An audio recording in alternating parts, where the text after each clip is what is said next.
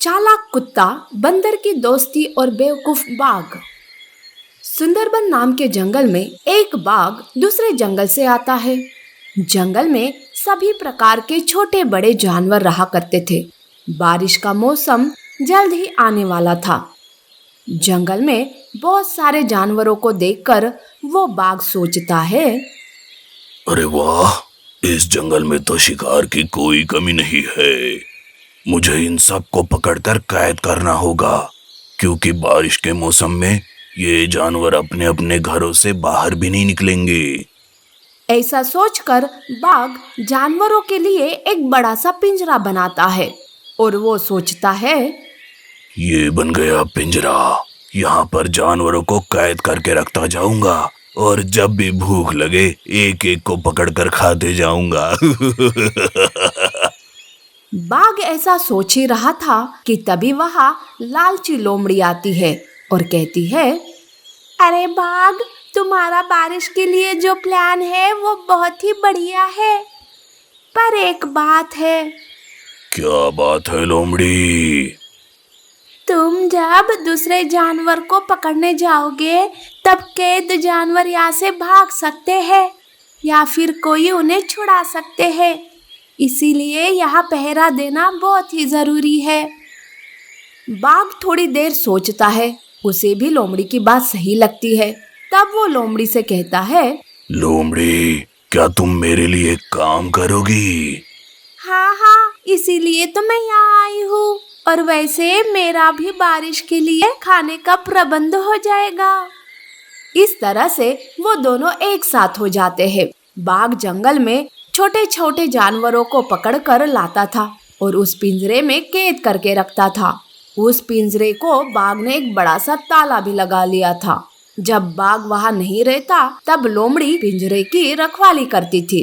इस तरह से बाघ ने कई सारे जानवरों को पकड़कर कैद कर लिया था। जंगल में बाघ की दहशत फैल गई थी। सभी उससे डरे हुए थे। उसी जंगल में कुत्ता और बंदर भी रहते थे। वो दोनों अच्छे दोस्त थे, पर जब ये बात बंदर को पता चलती है तब वो कुत्ते के पास जाकर कहता है, अरे कुत्ते, क्या तुम्हें पता है हमारे जंगल में एक बाघ आया है जो जानवरों को पकड़कर कैद कर रहा है। हाँ, मैंने भी ये बात सुनी है, पर बंदर, तुम्हें तो डरने की कोई बात नहीं है। तुम तो पेड़ पर रहते हो ना, बाघ तुम्हें पकड़ ही नहीं पाएगा। अब तो हमें ही उस बाघ से बचकर रहना होगा। पर क्या तुम्हें ये बात सही लग रही है? किसी दूसरे जंगल से आए हुए बाघ से हमें डरना पड़ रहा है, और तो और इसमें हमारे ही जंगल की लोमड़ी खाने के लालच में उसका साथ भी दे रही है। उनकी ऐसी बातें शुरू ही थी कि वहाँ हिरन रोते हुए आती है और वो कहती है, अरे बंदर और कुत्ते, मेरे बच्चे को बचाओ, उस बाघ ने मेरे बच्चे को पकड़ लिया, प्लीज मेरी मदद करो। अरे हिरन, पर हम तुम्हारी मदद कैसे कर सकते हैं? उस ताकतवर बाघ के सामने तो हम कुछ भी नहीं है। तभी चालाक कुत्ता कहता है, नहीं बंदर, हमें ऐसे खुद को कमजोर नहीं समझना चाहिए। मेरे पास एक आइडिया है। तुम जल्दी से मेरे ऊपर लोमड़ी के जैसे पेंट लगा दो। वो बाघ ताकतवर होगा पर होशियार नहीं। अब देखो मैं उसे कैसे फंसाता हूँ। बंदर कहीं से पेंट का प्रबंध करता है। कुत्ते को लोमड़ी के जैसे पेंट करता है। कुत्ता बिल्कुल लोमड़ी के जैसे दिख रहा था। तब कुत्ता लोमड़ी बनकर बाघ के पास जाता है। लोमड़ी को देखकर बाघ कहता है, अरे लोमड़ी, आज इतने जल्दी आ गई, पर आज तुम कुछ अलग ही दिख रही हो। क्या बात है? अरे कुछ नहीं, बस थोड़ी नींद नहीं हुई है, इसलिए शायद। पर आप जाओ शिकार के लिए, मैं हूँ यहाँ। बाघ कुत्ते को पहचान ही नहीं पाता और वो वहाँ से चला जाता है। तब कुत्ता पिंजरे का ताला तोड़ देता है और सारे जानवरों को बाहर निकालता है। तब सारे जानवर वहाँ से भागने की कोशिश करते हैं। तब वो कुत्ता उन सारे जानवरों से कहता है, रुक जाओ, मैं कुत्ता हूँ, कोई लोमड़ी नहीं, इसलिए मुझसे डरने की कोई जरूरत नहीं। और हाँ, आज भाग कर जाओगे तो कल फिर से पकड़े जाओगे। बार बार तुम्हारी मदद करने कोई नहीं आएगा, इसलिए मुसीबत का सामना करना पड़ेगा, वो भी एक साथ मिलकर। उधर बाघ को रास्ते में लोमड़ी मिल जाती है। लोमड़ी को देखकर बाघ सारी बात समझ जाता है और वो दोनों भी पिंजरे की तरफ आते हैं। वहाँ आते ही सारे जानवर मिलकर टूट पड़ते हैं और उस लालची लोमड़ी और बेवकूफ बाघ को जंगल से बाहर कर देते हैं। इस तरह से चालाक कुत्ते ने बेवकूफ बाघ से सारे जानवरों की जान बचा ली। हमें कभी भी खुद को कमजोर नहीं समझना चाहिए। कोई दूसरा आकर हमारी मदद करेगा, इस इंतजार में रहने से अच्छा है कि खुद की मदद खुद करनी चाहिए। संत भैंस और नटखट बंदर। हिमवंत के जंगलों में एक जंगली भैंस रहती थी। हालांकि वो भैंस बड़ी गंदी मैली कुचैली सी रहती थी, लेकिन वो बड़ी शांत और अच्छी भैंस थी। वहीं उसी जंगल में एक नटखट बंदर भी रहता था। शरारत करने में उसे बहुत मजा आता था, मगर उससे भी अधिक आनंद उसे दूसरों को चिढ़ाने में और परेशान करने में आता था।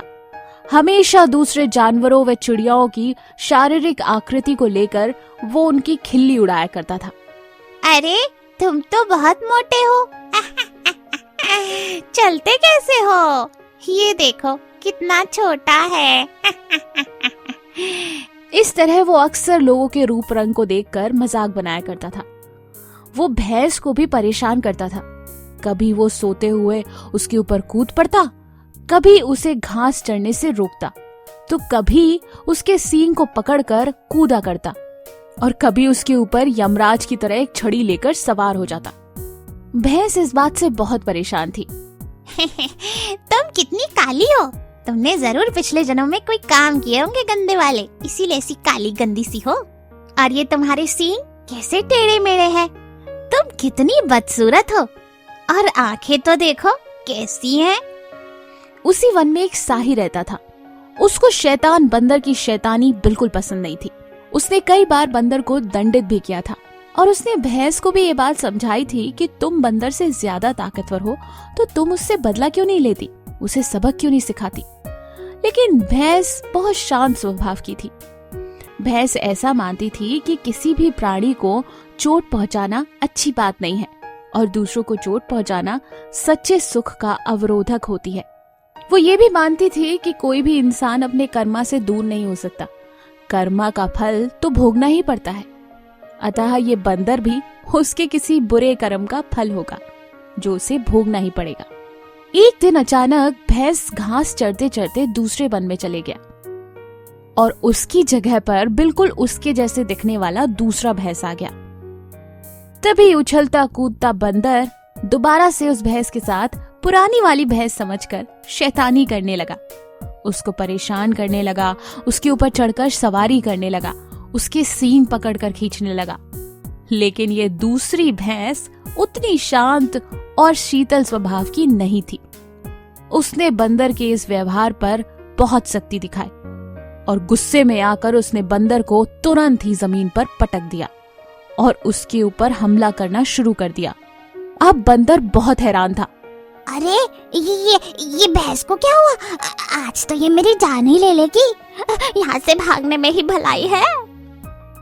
ये बोलकर वो पेड़ पर चढ़ गया। इस बार भैंस ने बंदर से कहा, लगता है कि तुम आदमी बनते बनते जबरन बंदर बन गए।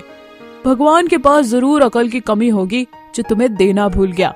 दूसरे जानवरों में कमियां निकालते हो, उनमें तो एक या दो ही कमियां होगी, पर कभी खुद को देखा है?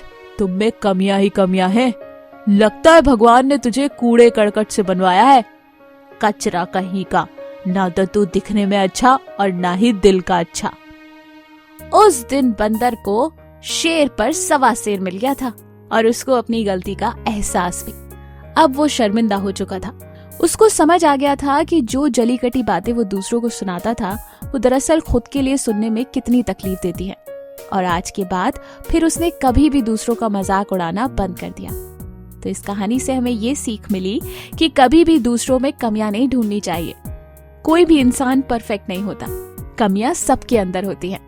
इसलिए हमें दूसरों का मजाक नहीं बनाना चाहिए। ऐसी और अमेजिंग कहानियों के लिए हमारे चैनल को लाइक और सब्सक्राइब करना ना भूलें। शुक्रिया।